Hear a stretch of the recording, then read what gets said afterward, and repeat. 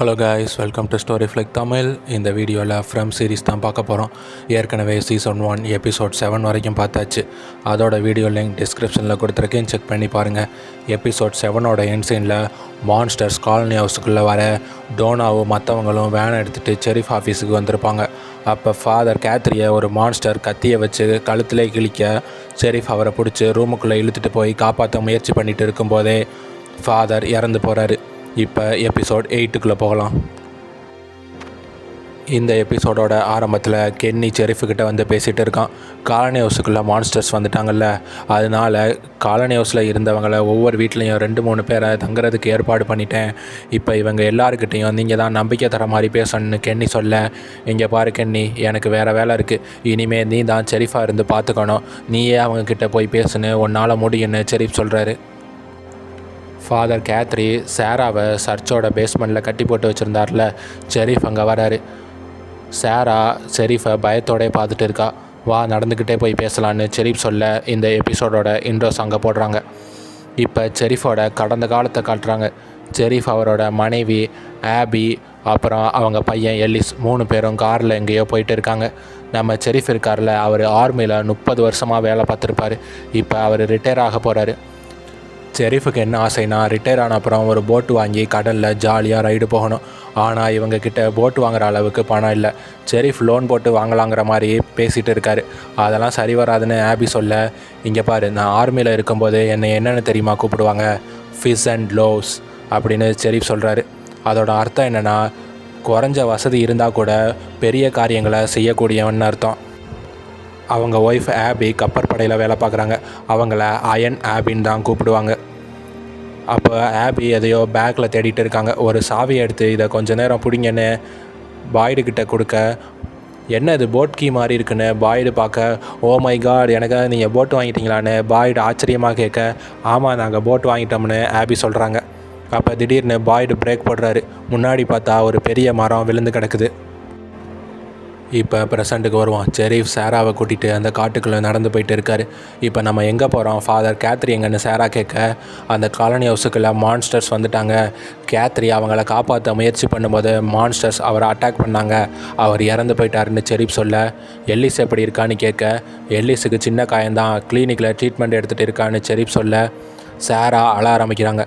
நீ ஏற்கனவே கொலை பண்ணவ தானே, அவங்கள நினச்சி அழுகலையான்னு ஷெரீஃப் கேட்க, என்னையே மான்ஸ்டர்ஸ் மாதிரி பார்க்குறீங்கன்னு சாரா கேட்க, இங்கே பாரு, உன்னால் எங்களுக்கு உதவ முடியும்னு ஃபாதர் சொன்னதுனால தான் உன்னை உயிரோட விட்டு வச்சுருக்கேன், பேசாமல் நடன்னு ஷெரீஃப் சொல்கிறாரு.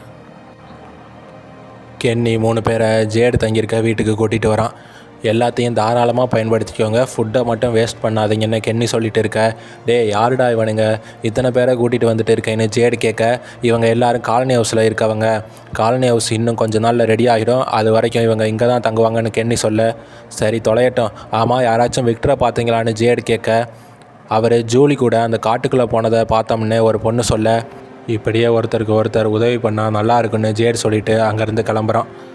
டேபிதா ஜூலிக்கிட்ட நீ எப்படி தப்பிச்சு வந்தேன்னு கேட்க, நான் அன்றைக்கி நைட்டு விக்டர் ரூமில் இருந்தேன், மான்ஸ்டர்ஸ் வரது தெரிஞ்சு விக்டரும் நானும் விண்டோ வழியாக கீழே இறங்கி அந்த காட்டுக்குள்ளே போனோம்.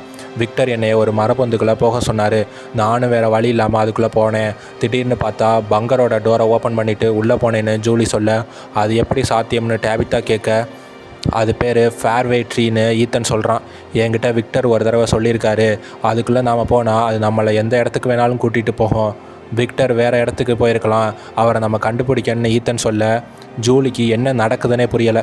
இதெல்லாம் நினைக்கும் போது அவளுக்கு அழுகையாக வருது. எல்லாம் சரியாகிடுன்னு டேபிதா சொல்ல, எப்படி மாம் சரியாகும், நாம் எங்கே இருக்கோம்னே தெரியலைன்னு ஜூலி கதறி அழுதுட்டு இருக்காங்க. அப்போ ஜேடு அங்கே வர, யாராச்சும் விக்டரை பார்த்தீங்களான்னு கேட்க, ஜிம் அவன் சட்டையை பிடிச்சி வெளியே இழுத்துட்டு போகிறான். ஒரு நிமிஷம் நான் ஜூலிக்கிட்ட பேசணுன்னு ஜேடு சொல்ல, அவள் ஏற்கனவே ரொம்ப கஷ்டத்தை அனுபவிச்சுக்கிட்டு இருக்கா, நீ அவள் கிட்டேயே நெருங்கக்கூடாதுன்னு ஜிம் சொல்கிறான். இங்கே பாரு, நான் அடிக்கடி பார்க்குற சிம்பிளை இந்த டைரியில் ஏற்கனவே யாரோ வரைஞ்சி வச்சுருக்காங்க, அது மட்டும் இல்லாமல் எனக்கு ஒரு ஃபோட்டோவும் கிடச்சிருக்குன்னு ஜேடு சொல்கிறான். நீ கொடுத்த இல்லை ஒரு முட்டாள்தனமான ஐடியா, என்னை கூட மரத்து மேலே ஏற விட்டுட்டு நீ பயந்து ஓடி போனியே, அதுக்கப்புறம் எனக்கு சிக்னல் கிடச்சிச்சு, ஆனால் நமக்கு இன்னும் உயரமான இடம் தேவை, நம்ம இந்த ஆண்டனாவை உயரமான இடத்துல ஃபிக்ஸ் பண்ணி போதுமான அளவு எலக்ட்ரிசிட்டி கொடுத்தா அது ஒர்க் அவுட் ஆகுன்னு ஜிம் ஜேடுக்கிட்ட சொல்லிகிட்டு இருக்கான். இப்போ பாஸ்டில் செரிஃபோட கதைக்கு வருவோம். மரம் விழுந்து கிடந்ததுக்கப்புறம் அதை பார்த்துட்டு காரை திருப்பிக்கிட்டு செரிஃப் வந்துட்டு இருக்கார். அப்போ தான் இந்த வில்லேஜுக்குள்ளே இவங்க வந்துட்டு இருக்காங்க. ஃபாதர் கேத்ரி வேகமாக கார் முன்னாடி வர செரிஃப் காரை ஸ்டாப் பண்ணுறாரு. இங்கே பாருங்கள், நான் சொல்கிறத நீங்கள் நம்ப மாட்டீங்க, நீங்கள் என் கூட வாங்க, இப்போ உங்களுக்கு விளக்கம் கொடுக்க நேரம் இல்லைன்னு ஃபாதர் சொல்ல, இவன் நம்மளை கொலை பண்ண வந்திருக்கான்னு நினச்சிக்கிட்டு செரிஃபோட ஒய்ஃப் கன்னை எடுக்கிறாங்க.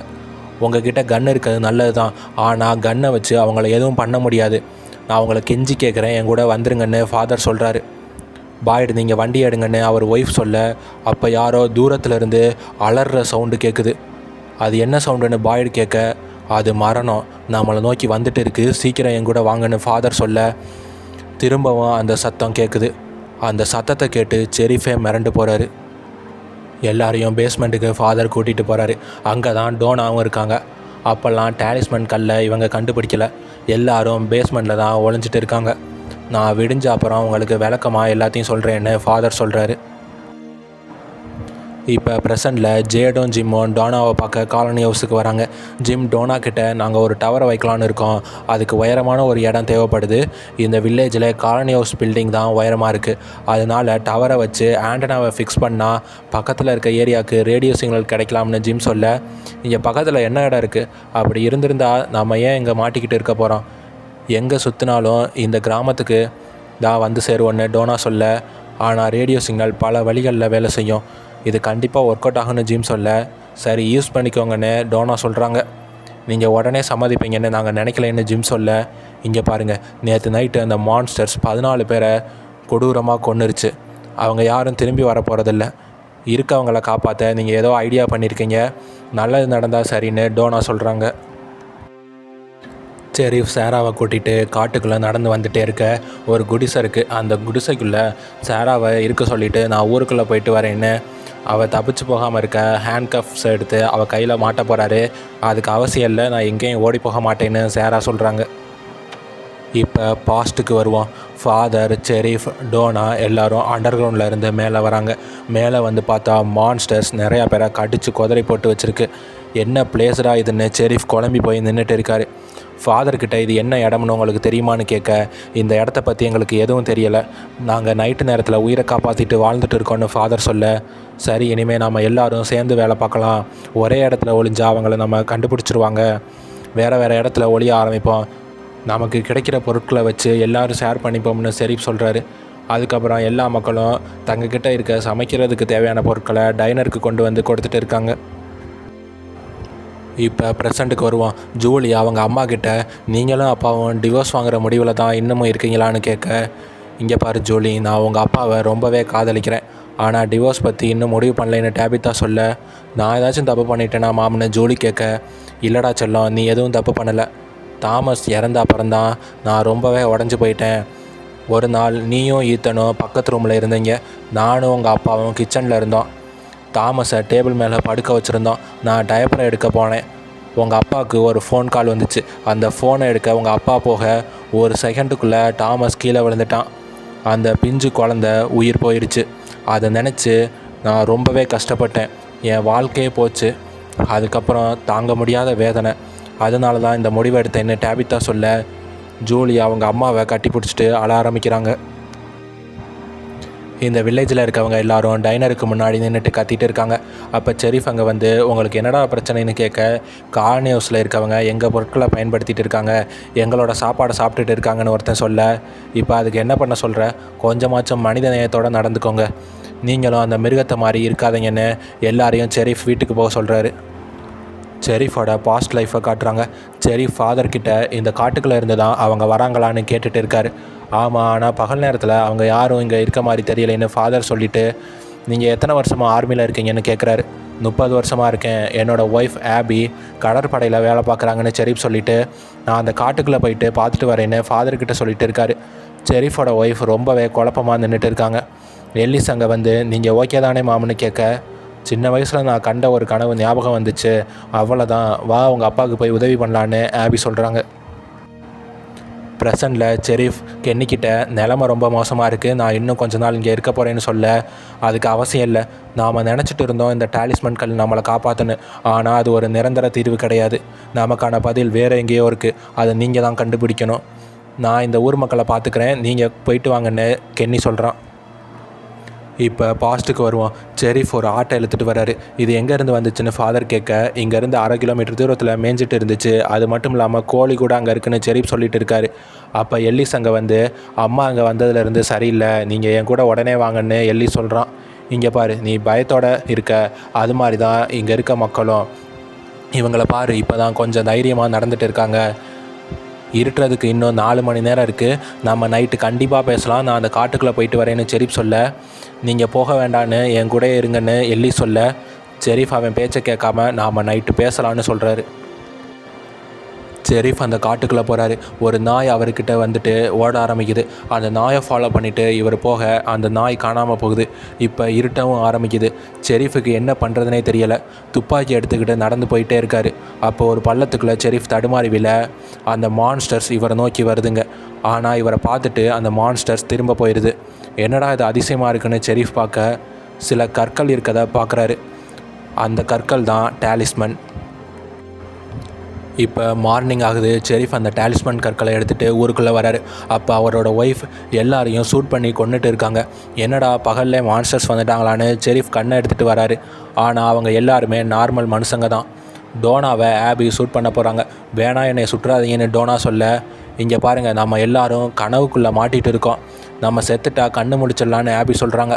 அப்படி எதுவும் பண்ணிடாத, வேண்டான்னு ஷெரீஃப் கத்த, இப்போ எல்லாரும் கனவுல இருந்து கண்ணு முழிக்க போகிறோம், அதுக்கப்புறம் நம்ம எல்லாரும் போட் ரைடு போகலான்னு ஆபி சொல்ல, எல்லிஸ் அங்கே ஓடி வரான். அவங்க பையனை ஆபி ஷூட் பண்ண போகிறாங்க.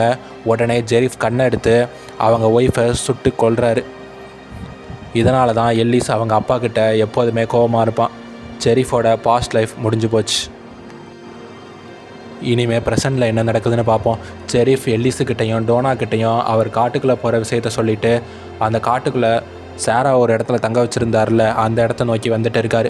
எல்லிஸ் அவரை ஃபாலோ பண்ணிகிட்டே வந்திருப்பான் போல்.